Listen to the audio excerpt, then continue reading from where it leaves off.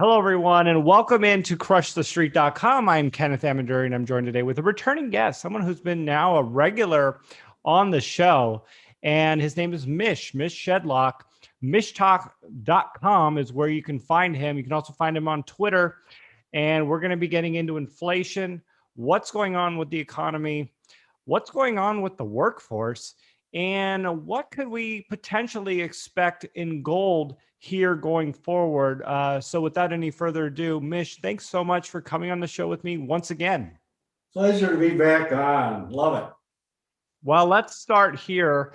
I'll set you up easy. There's a lot of people who think this inflation is transitory.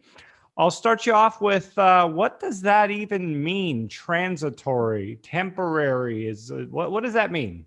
Well, we're all transitory, aren't we? Eventually, we're here, and then we're not. We transition to someplace else, right? Depending on religious beliefs. Actually, interestingly enough, I do think that this inflation is transitory. There's not very many of us in this group. Lacey Hunt at Hoisington Management is one of them. David Rosenberg is another. I believe there's a few more. But if you just look at, we're seeing a lot of inflation related to a couple of things.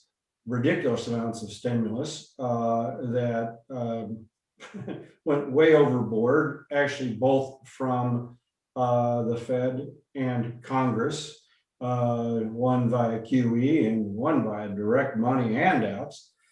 We also seen massive supply chain disruptions.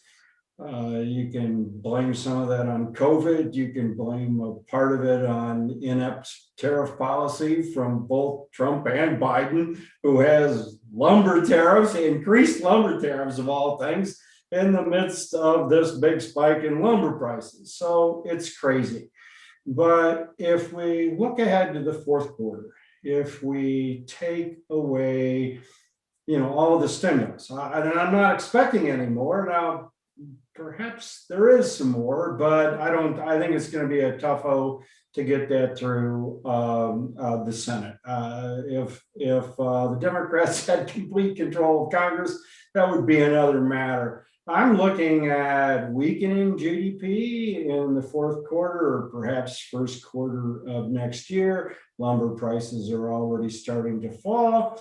But if you look at investment, and this is another chart that I had, and maybe it's a good lead in for that, and I'll maybe stop and let you get into question. But companies aren't expanding; they're sitting on cash. Retail sales numbers today was disappointing. I think in the absence of spending, it's going to be further disappointing. So, add it all up. Yes, it's transitory, but now we need a definition of what inflation is, because they're certainly not including the bubble in the stock market, the bubble in junk bonds, record low yields. There's bubbles everywhere. None of that stuff is measured. So if you, on one hand, I'm going to tell you it's transitory. On the second hand, I'm telling you, look, these guys ain't counting it right. So let's talk about that. And you posed that question, and simply put, in one of your recent Twitter posts, you said the Fed says inflation is transitory. It has a vested interest to lie. The Fed has been so wrong in many ways for so long. We need to ask some pointed questions. And so, what are your thoughts on that? Are the Yeah, Fed yeah, lying? that's a, you can say, well, Mish, are you trying to say two things at once? Sort of, but the Fed doesn't have the definition of inflation right. It's blown these bubbles because it doesn't see it. And when they make these statements, it's transitory. What is it? Do they really believe this? I can't put myself in their head. I don't know what they're thinking. I do believe it's transitory, but for some of the reasons that aren't what they think. And they've blown bubbles. Bubbles eventually pop. when those bubbles burst, that's not inflationary. So, the question here now is then, and now what's my time frame? I don't know, Kenneth. I've been struggling with this. I never thought the stock market would get this high, but of course, I never thought the Fed would pump another $3 trillion in QE or whatever it was this year. $17 trillion we're sitting on here now. That's not spendable money, but it lowered interest rates, saved a lot of zombie corporations that should have gone bankrupt. We're borrowing from the future here. That's what I think that's the big takeaway, that the people who believe in inflation and the Fed, does not have a grip on at all. They think they can pull these levers, do this, do that. Be far better off without the Fed. They've blown another bubble. I believe it's going to pop. I think corporate earnings are going to start to come down. Not that I believe the corporate earnings in the first place, is all these line item addendums on all this stuff. It's all pro forma analysis. What these corporations report to the IRS and what they report to investors is two different things. So we've had a lot more inflation actually than what the Fed thinks. And it's that stimulus that the Fed is trying to do to produce more inflation that is really going to cause the blowback the fourth quarter or perhaps the first quarter of next year. Yeah, add it all up. Inflation as measured is transitory. So one of the areas that is very interesting and it really hits home is wage inflation. And I can tell you, it's this whole $15 minimum wage push. I mean, this has been on the agenda for years. I mean, I could remember 15 years ago, people pushing for $15 minimum wage. And that was such a pie in the sky number at the time. Of course, now, with the way inflation, it doesn't seem that far off, although I don't think it's a positive thing. But we're in a situation now because the government is sending checks out indefinitely. People don't want to work. People are on the sidelines. Businesses can't hire. And yeah, it's nice that Amazon can hire its employees and send them a nice bonus and put out all the mom and pop shops. But what's your thoughts as it pertains to inflation and what's happening with this current 2021 world? That's an excellent question, and it's a complex situation. I discussed that in one blog post, and I noted that there's 5 million people in age group 60 to 64 that have retired since the start of COVID. Guess what? These people they've quit. They're not going back to work. I don't know, maybe if their, money runs out in retirement, but, that's certainly not their plan now when they quit. That's 5 million workers. We also have millions of workers who are getting paid more to be unemployed than they were working. That ends in September. But, in a way, the damage is done because it jacked up prices and wages. And certainly Amazon now paying $17 an hour. That's upward pressure on wages, okay? But we're looking at that's just looking at one side of the picture. Few people look at the other side of the picture.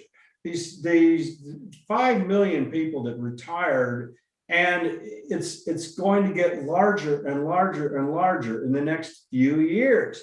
As for the next 8 years, demographics are such that that's going to be one of the largest increasing, that and people over 65 are among the largest increasing demographics.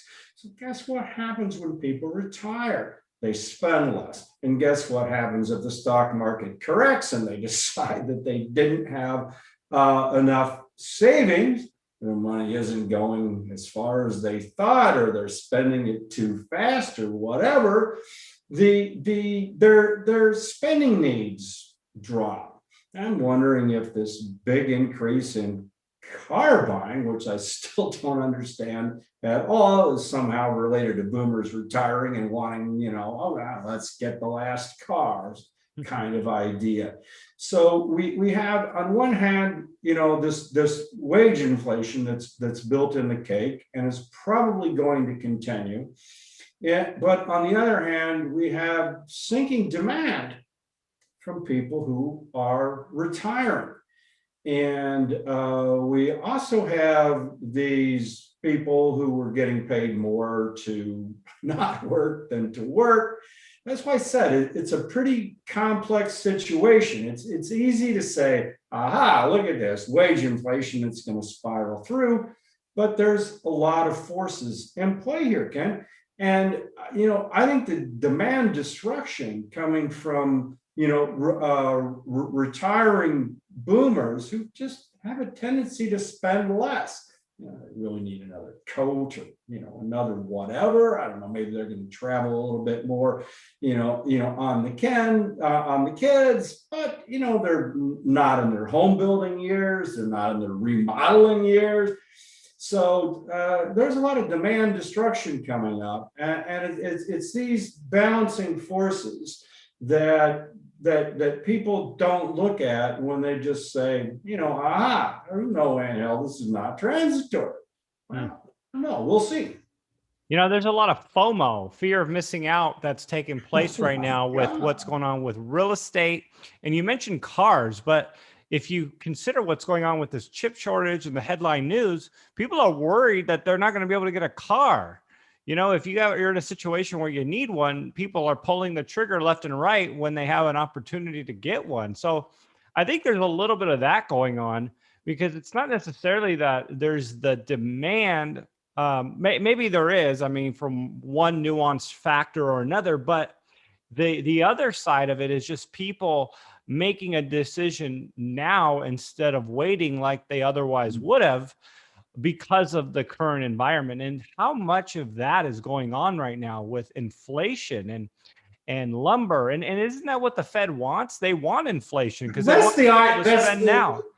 That's the point I meant to make, and I forgot to make it somehow. But yeah, this gets back to, well, do we believe what the Fed is saying or not? They're saying, okay, on one hand, all right, it's transitory. The second hand, well, we're going to let inflation run a little bit hot. Well, what does that mean? What's a little bit hot? For how long a little bit hot? I don't know. We're going to find out more tomorrow, or actually, we're going to hear them yap tomorrow. I don't know if we're going to find out anything other than what they're saying, because, like I said, we really don't know what they believe. And if you look at Yellen yapping, of course, Yellen is going to say it's transitory. Why? Because she wants that big spending package, for Biden and the Democrats. She can't very well come out and say, this ain't transitory, can she? Because that would kill, that enormous package that is trying to get through Congress. And I think gold, if we can change subjects a little bit, gold ties into all this. We see, gold struggling a little bit right here at this level. Well, do we have inflation or not? Does Congress get another ridiculous package? Sure or not? If they do, we're going to have another boost in short-term inflation if they pass something. I'm not convinced they do. I think it's likely they pass some sort of tax hike. It'll probably be pretty modest, but the bigger that is, the worse that is for gold, actually. It would be better for gold, but I don't believe the economy if they pass this huge stimulus package. So these are the competing forces. Gold is struggling at this level. We saw housing starts come down in the last 2 months because of lumber prices. Home builders just said, you know what, I don't want to eat the cost of this lumber. So these are the competing forces. But if you look at real interest rates, and this is something that I'm fond of, Because if you actually include home prices in the CPI, and people say, okay, you shouldn't do that because it's not a consumer item. I don't care whether it's a consumer item or not. Prices are going up. Are we measuring prices or are we not measuring prices? No, we're actually measuring the way the Fed wants to do it. Actually, the way the Fed wants to do it is even worse. They use something called PCE, personal consumption expenditures rate, which weighs rent less than the CPI does. The CPI is under measuring inflation, if you ask me, and the PCE, which is the Fed's preferred measure, understates it even more. So, I'm misconstrued all the time. There's been plenty of inflation, but it's been in assets prices, it's been in housing, it's been in junk bonds, it's been in all kinds of things that nobody measures, right? And I did a substitution. I just said, okay, let's take owner's equivalent rent out of the CPI and let's plug in home prices. If you do that, you're going to tack on 2% more on year-over-year inflation. You're not looking at 5%, you're looking at 7%. Meanwhile, the Fed has pegged interest rates at a big fat zero. So what do you have? Real interest rates are about -7%. Is it any wonder people are speculating in all kinds of things? No. Bubbles burst. That's what we have to look ahead to.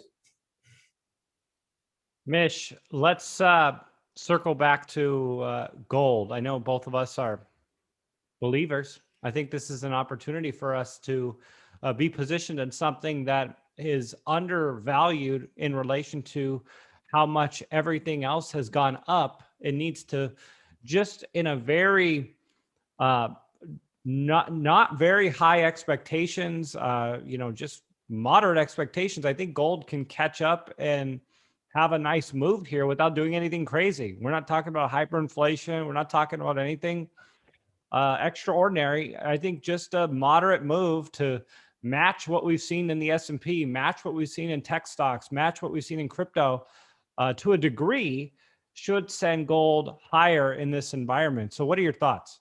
Yeah, I mean, if you just look at real interest rates, they're either -5% if you believe the CPI. If you happen to believe the Fed's preferred measure, PCE, it's like, I can't remember it, maybe it's 4.